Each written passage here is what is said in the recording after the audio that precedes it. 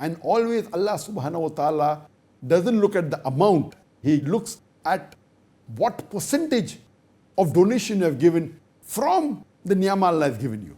And I said that before, that if a person who's earning $1,000 a month, if he donates $100, he will get more ajr than a person who earns $1 billion and he donates only $1 million.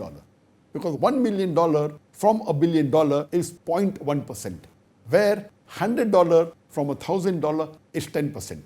So the person who earns only $1,000 and donates $100 will get 100 times more sawab, more blessings, as compared to a person who earns $1 billion and donates only $1 million.